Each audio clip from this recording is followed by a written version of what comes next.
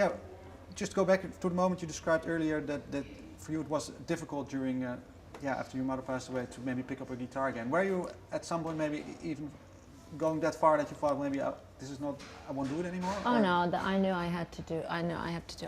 First of all, I have no other skills, you know, so I need to support my family now. In particular, you know, I have the responsibility of a child and a family.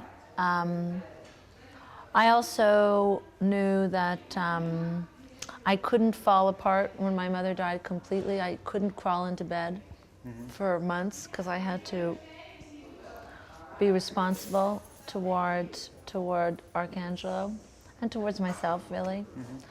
Also, I've been working on this career for a long time, you know, and it was a slow start for me because I take time to do things, but also it took a long time to sort of gain the confidence and also the, I think a strong base of performance and songwriting to be a legitimate and interesting and important artist, which is what I want to be. And you know, I've worked a long time for that, and you know, I feel closer to that than ever before. I don't want to stop now. I wouldn't quit now.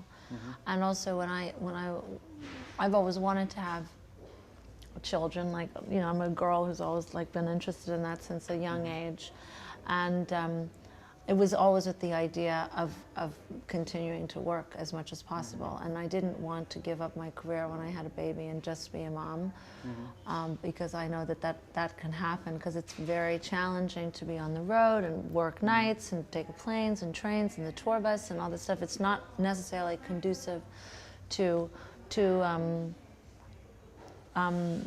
good child rearing, although, you know, my mentality has always been a little bit more gypsy-esque, that if the baby seems happy and is well fed and is with his parents and is sleeping enough, that they don't have to have, it doesn't have to be as regimented, as long as you can create some structure within what you're doing, you know, and that's what we're going to try and do. Can you recall how that was when you were young? Do you have memories of I don't have any memories. I don't know if it's because I smoked a lot of pot in my teenage years. But before that, when you were maybe I know, that's why I don't have any memories. You deleted them somehow. I know, yeah. My brain cells left. They were left in Vondel Park. I have a lot of very positive memories.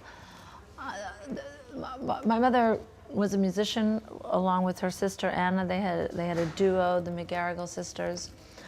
They were very free as people and as artists. You know, they made music and were loved for making a kind of music that was completely original to them and successful, but not at all,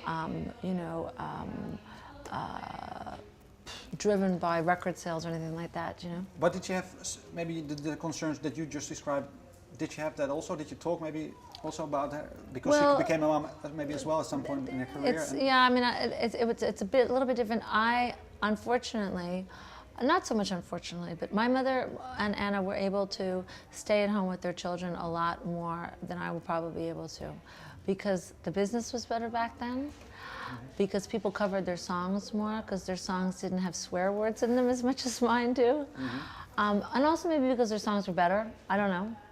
And they lived in Canada in a simpler and less expensive time.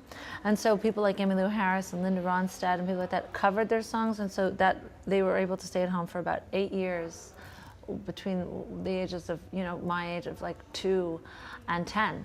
So we really I had my mother.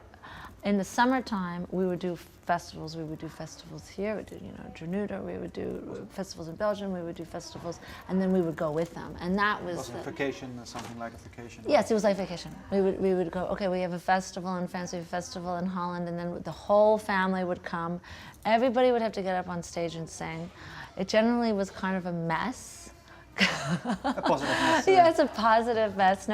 There's some hilarious footage of us at a Canadian folk festival where we're doing Stephen Foster songs, who is this like old songwriter, one of the original songwriters. He wrote, you know, Swanee River and all these American folk songs. And you know, Rufus is singing. He's like I don't know, like 11 or something, or 12, and he's up at the front, Ma, you know, singing in the microphone. I'm sort of like next to him, sort of behind him, sort of laughing and singing in the microphone, like playing with my hair, kind of distracted. And then the two younger cousins, Lily and Sylvan, are like, they're playing on the stage. With their brought toys, maybe. With their toys, like not, and they're like supposed to be singing, but they're like not really singing, and they're like doing something, and they're talking. More important things to do at the moment. Ridiculous. It sounded terrible. But I think those days probably are gone nowadays. Yeah, I think an audience would not pay. no, they would not. They would not tolerate it.